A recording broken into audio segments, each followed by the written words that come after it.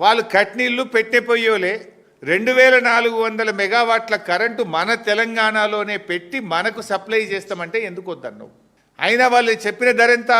₹4.12. నువ్వు మీ రాష్ట్ర ప్రభుత్వము జెన్కో రామగుండంలో భూమి ఉన్నది అన్నీ ఉన్నాక కూడా ఎంతకు తయారైద్ది అన్నాడు ఒక యూనిట్? ₹7.70. అంటే దాదాపు ₹3 ఎక్కువ ఒక యూనిట్కు, ఇంకా ₹3.40 ఎక్కువ. సరే ₹3 అనుకో, 7.70 వర్సెస్ 4.12. 4.12కి ఎన్టీపీసీ ఇచ్చింది, నువ్వు తీసుకున్నావు 800, ఇంకా 1600 నువ్వు వద్దన్నావు. ఆ 1600 వాళ్ళని వద్దని నువ్వు సొంతం పెడతా అంటున్నావు. ఎందుకు? కమిషన్ల కోసం.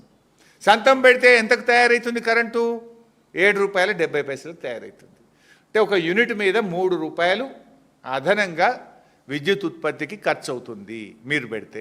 ఒక రోజుకు 3 కోట్ల యూనిట్ల విద్యుత్ ఉత్పత్తి, 800 మెగావాట్లు అంటే దట్ ఈజ్ ఈక్వలెంట్ టు 3 కోట్ల యూనిట్ల కరెంటు. 3 కోట్లు ఇంటూ ₹3 అంటే ఎంత? 9 కోట్లు. అంటే రోజుకు అదనంగా ఎన్టీపీసీ నుంచి కరెంటు వాళ్ళు ఇస్తమానంగా తీసుకోకుండా నువ్వు రామగుండంలో ప్లాంటు పెట్టి నువ్వు ఉత్పత్తి చేస్తే రోజుకు ₹9 కోట్ల ఈ రాష్ట్ర ప్రజల మీద భారం పడుతుంది. నీ జేబులకి వెళ్ళైతే పెట్టవు కదా, ఆ బిల్లు ఎవరికి వేస్తావు? ఆ కరెంటు బిల్లు ప్రజల మీద వేస్తావు. రోజుకు 9 కోట్లు. సరే, సంవత్సరానికి ఎంత అవుతుంది 9 కోట్లు అంటే?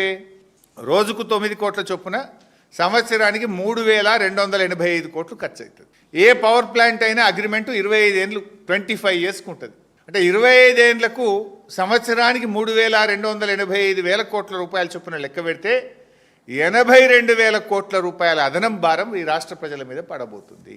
మేము అంటున్నది అదే కదా. ఇప్పుడు నీ కమిషన్ల కోసమో, నీ 30%కో, నీ 40% కోసం ఈ రాష్ట్ర ప్రజల మీద 82,000 కోట్ల భారం ఎందుకు వేస్తున్నావు మిస్టర్ బట్టి విక్రమార్క అని సూటిగా అడుగుతా ఉన్నా.